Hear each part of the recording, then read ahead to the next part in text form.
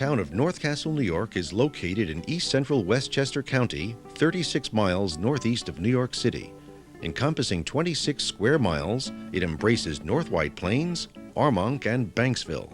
First settled in the 1600s, its early history reveals a variety of grants from Indian sachems, various patents in 1701 by England's King William III, followed by other patents and grants.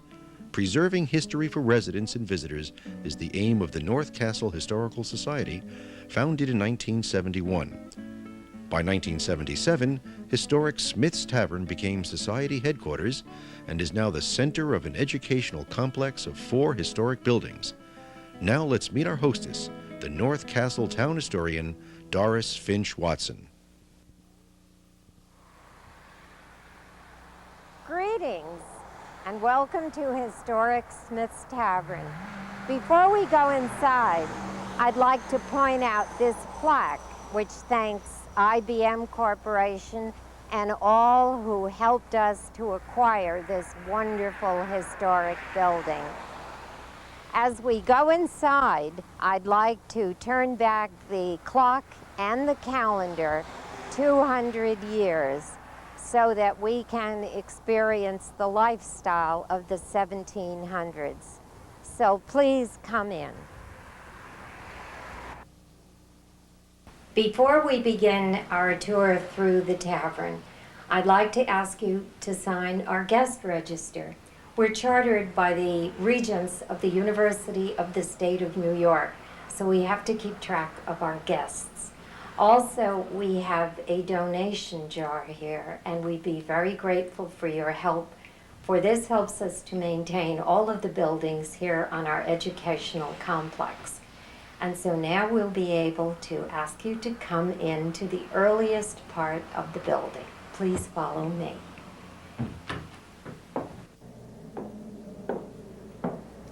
As we enter the early kitchen, I want to point out the sway in these wonderful old beams. That's the result of 300 years of carrying the weight of the upper area. Please watch your step as you come down.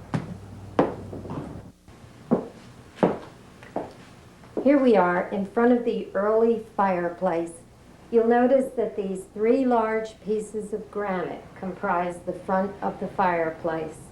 We have a trammel that hangs down inside the fireplace where a pot of soup could be kept warm. When the stagecoach came in, the people had to be fed. In the front would probably be perhaps stew, keeping warm in front of the fire. Over here we have a beehive oven.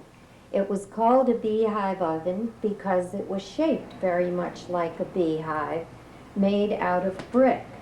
The lady of the house would use this instrument, which is called a peel, and she would take hot coals out of the fire, put it in here, and allow it to become very hot. This reflector then would be put in front of it as she put the hot coals in, and the door would be closed until it became very hot inside. Several hours later, she would take this peel again, remove all of the coals, and then sprinkle cornmeal all around, and then put her dough in so that she would have these lovely rolls cooking in there with the reflector, again, protecting the door so that it didn't catch fire. We have some other interesting pieces here.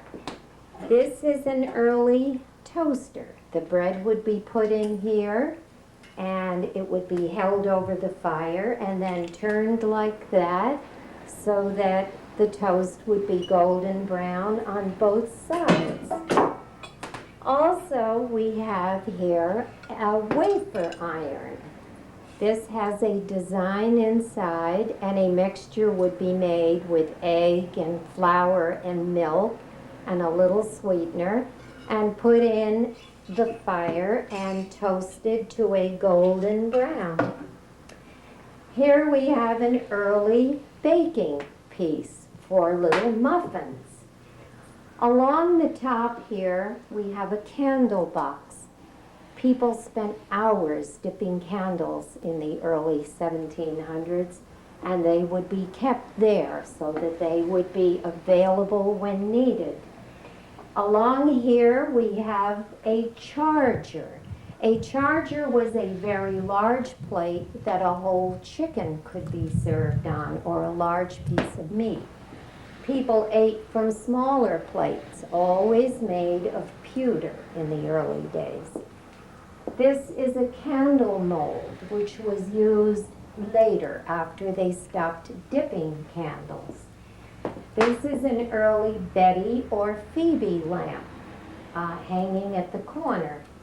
These are all implements that would have been made by a local blacksmith for tending to the fireplace and for cooking. The pot here in front that I mentioned would be called a Dutch oven, not to be confused with the beehive oven. Also up here we show you a gun and a powder horn along with the candlesticks. In the early days, the gun would have probably been very close to the door so that it would have been ready for an emergency. The floor in this early kitchen was so badly worn from nearly 300 years of going across it that it was decided to turn the floorboards over. In the process, the workmen turned this stone over, and we had to do a little investigation to see what this was about. It seems that John Haviland Smith, one of the sons of Captain John Smith, died as a young man in 1839, and he was buried down in Purchase in the Quaker Cemetery. This was his original tombstone, but after Captain John Smith and Mrs. Smith died, Samuel, the son who took over operation of the Tavern, decided to have 3 matching stones for his relatives. So being a very practical man, he brought this stone home, turned it face down in front of the fireplace, probably taking the place of several cracked stones, and it remained there until the workmen turned it over, and we were all very surprised that there was a tombstone in this room. Over here on the table, we have some interesting things that I'd like to explain to you. This is a coffee roaster. The beans would be put in here. This would be set right into the hot coals, and different members of the family would spin this until the beans were ready to be used. Over here, this is in the dessert department. A lovely plum pudding would be made in this. The top comes loose, the raw pudding is put in, and then put in to be baked. When food was chopped, this instrument would be used to break up whatever needed to be chopped. Over here we have a candlestick, but it is more than a candlestick. It is a two-purpose instrument. In addition to holding the candle, it was used after the pigs were slaughtered. It's known as a hog scraper. It has a very sharp edge around it and was used to scrape the hogs. Over here we have an interesting candlestick. This is called a chamber stick. Now that's a rather peculiar name, but it was used when people were leaving the downstairs and going upstairs. They wanted to have a candle that would be safe to put down on the bed or on the bureau. This would catch all of the wax as they were walking up the stairs, and it was easy to balance, being put on top of the bureau.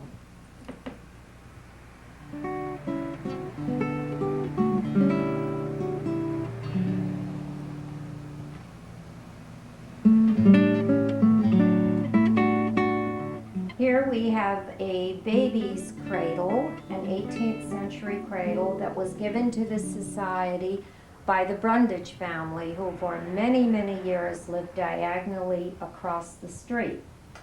Every house in the early days would have had a spinning wheel. The lady of the house made linsey woolsey shirts for the men and certainly clothing for the whole family. Here we have a winder that would measure the amount of wool that the lady of the house had to work with. Here in front of me is a very nice old high chair, one that has seen a great deal of use, I am sure. As we turn to the dry sink, I will tell you that this was an important piece of furniture in early homes. It provided storage underneath for towels and other things that were used in the kitchen. It was where all of the dishes were washed. Certainly all of the knives and spoons were kept in this early knife box. As we move over here, this would have been used for cabbage, for cutting. Incidentally, it's very sharp. Over here we have a pie safe. It dates to 1826 and has the initials TC. It belonged in the Cox family who lived here on Cox Avenue. It was a wonderful way of keeping pies and cakes and bread safe from the mice, the rats, the bees, and the flies. Speaking of flies, this is a forerunner of what we have today as a fly swatter, and probably much used. This is an early lunch pail. Here we have a knife box. This dough box is a very large one. The dough would be down in this section, and the removable top was used for rolling out and certainly for all sorts of kitchen work. Here we have an interesting early sifter. Moving this back and forth, the flour would go right through. Up here is a round sifter, an earlier one. Up here on the wall is a drying rack for spices. For instance, they would have an herb garden out in the back or sometimes by the front door, and the herbs would be laid up here to dry and used during the winter. This is a candle mold that is for 16 candles. They were made in the early days anywhere from 2 candles up to very large number of candles. Here we have a mortar and pestle that was used for crushing berries, for all sorts of spices, whatever needed to be crushed or pulverized. Here we have a crock. Crocks of all different sizes were used to store all sorts of different foods. Here we have a table. It does several things. First of all, there's storage in the bottom where someone can put items. Here we have a seat that can be used for 2 small people or 1 large person. And then when the table was needed, it was simply turned down. This was important in a place like a tavern because you might have 2 stagecoaches arriving simultaneously and you needed extra room for seating people for dinner. Over here we have a cabinet that served many purposes. The bottom of the cabinet would be used for storing extra clothing, certainly for towels, for different linens. There were no closets in houses in the early days, so cabinets of all sizes were important for storing anything from kitchen items to household utensils. over here, I'll put the top of that table back up. Over here, we have a Boston rocker. The Smith family lived in this building for almost 100 years. And so the Boston rocker would have been added as time went along and provided comfort for certainly good old Captain John Smith. Here we have a window that is left so that we could describe how this building was put together. You will notice these beams. In the building of the early days, the building would have been laid out on the ground. They would have used Roman numerals to match up each particular part of the building, and a peg was used at every joint to hold the building together rather than nails. Here are hand-split lath that was used in the early buildings, along with the plaster, which was made from lime, and the limestone kiln was about 1.5 miles south of us on Old Bedford Road. So it's very interesting to see how the buildings were put together. And now we'll walk into the Captain John Smith bedroom. We're here in the room we call the Little Red Bedroom, and the reason we call it that is research in Captain John Smith's will referred to the Little Red Bedroom, and he wanted his wife to have this room. Now there is a reason for that. As tiny as it is the room closest to the fireplace. The kitchen fireplace would provide the most warmth, and so this room was a choice location for that reason and one other reason. This one is on the ground floor so that when the stagecoach rumbled in, Captain John Smith could hear it. And he could take his old pierced lantern and light the candle and work his way out to the stagecoach in the darkness and lead them in. Here we have the earliest piece of furniture in this tavern. It is called a linen fold press. The linen fold doesn't just mean that linens were inside of it. It refers to these folds that are made of wood, which are called linen fold panels.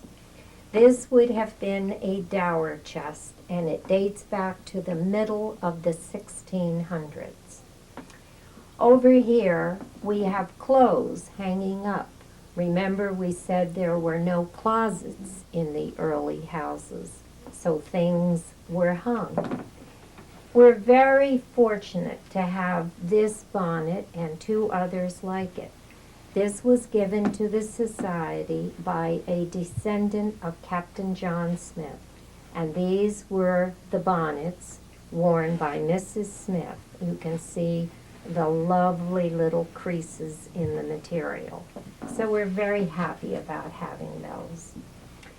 Here we have something very important to early beds. It is the tightener for the ropes.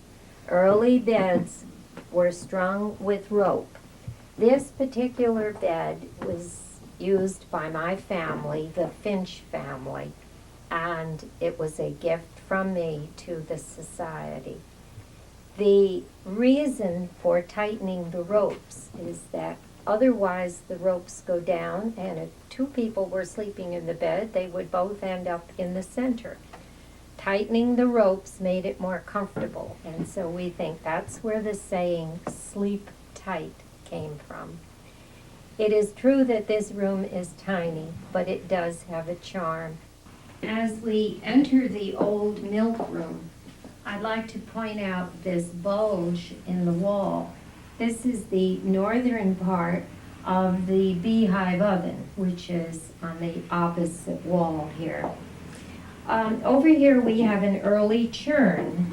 Now the lady of the house would churn butter, but also she would enlist the children. They would spend a great deal of time making butter. As we look down here, I'd like to point out an early mouse trap or rat trap, which was important in early homes. And it is resting on a stone floor. Now, it was very important to have a stone floor in a milk room because the stone would retain the cold, and it was important that the room be cool at all times. Over here we have an early milk stand. The pans of milk or the containers of food would be set along on that. The window originally would not have been in this room because it would allow heat to come in, and they wanted to keep it cold. These are just utensils that would be used here. Over here we have a cabinet. Once again, a cabinet was important because so many things needed storing, no closets. This would have been called a jelly cabinet. Through the years, various types of food would have been stored in it.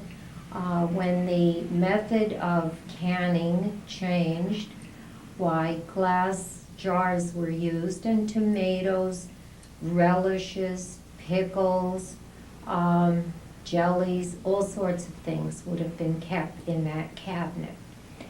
Up here, above my head, is one of the original old hooks that hangs in this ceiling. This hook would have been used to hang things like ham or bacon that was smoked out in the smokehouse and then brought in and hung so that the mice could not get at it.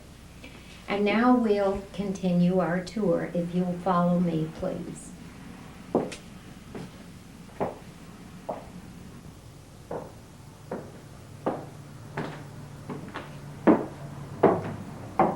Here in the tap room, we have the cage bar. The reason it was called the cage bar is because this grill would come down and it would be protected at night so that the rum and the things stored inside of it could not be used by people who came off of the stagecoach to stay here overnight. Once the innkeeper had gone to sleep, this would be locked up. This is actually where the word bar and grill came from. This cage looks very much like a grill. Over here we have some dueling pistols. We have a variety of pewter mugs. Up on the blackboard we have the price of rum. Rum was a popular drink back in the 1700s. And it tells the price of a half pint, a pint, and a quart, and that's where P's and Q's came from. We have kegs down at the bottom here that held the rum. They were wooden barrels, wooden kegs. Over here in the corner, we have an arm Windsor, a Windsor armchair. Of course, the evenings were long in the tavern in those early days. So we have a variety of games. This, of course, is an old board for playing checkers. Here we have a game called cribbage. The cards are inside, and people would enjoy taking the little pegs and pegging along to the count of what they had made in the game. Here we have a Charles Whimsy, a toy, almost a rattle, if you will, hand-carved by someone. The balls were carved as part of the interior of the game. Here we have an early pegboard. You can see that some of the pegs are missing. And here we have dominoes. These are particularly interesting because they are very early and they are made of wood.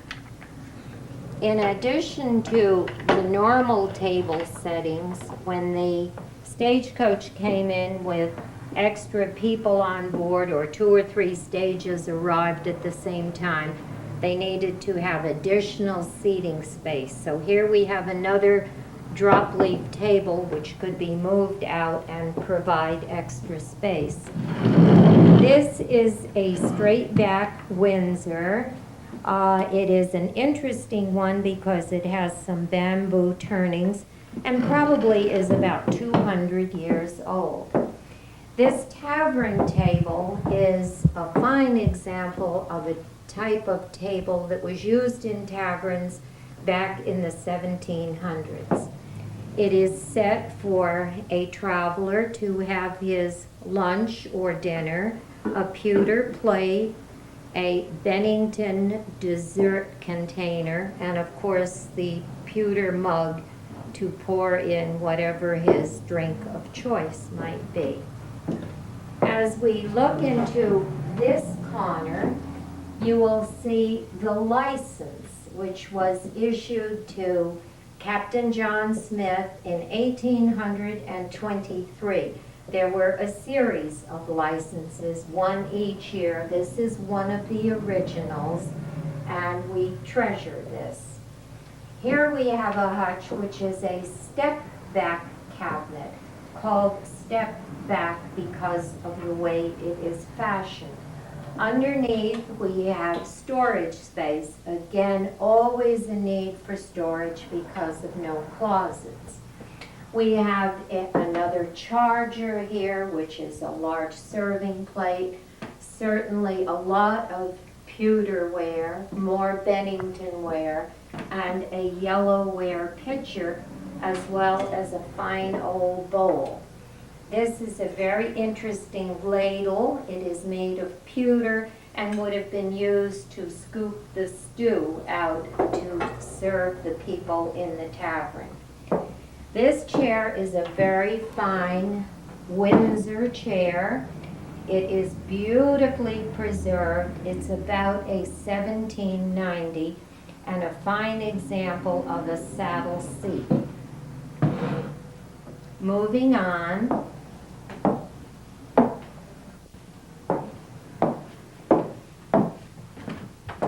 Here is a piece of furniture with dual purpose.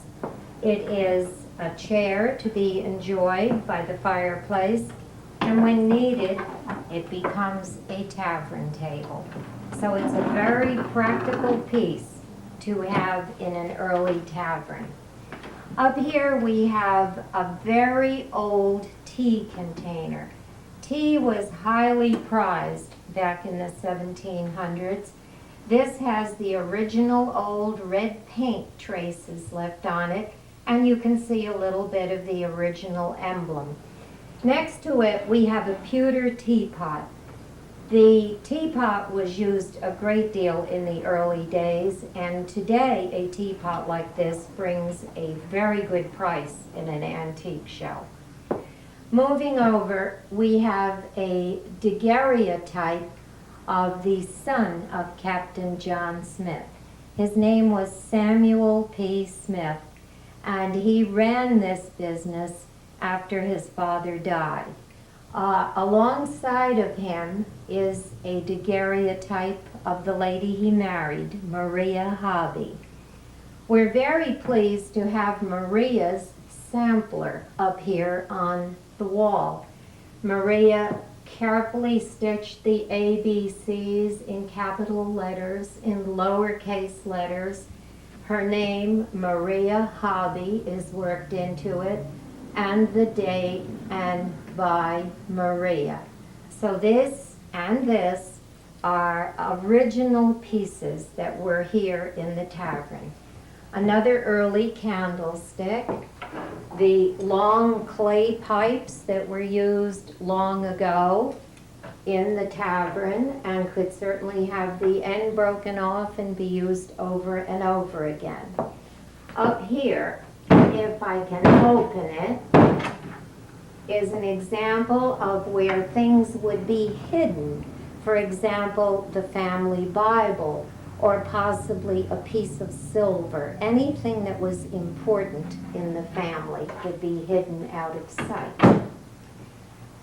And then walking along here, we have some implements that I'd like to explain to you. This is a firebox that was used as a foot warmer. The coals would be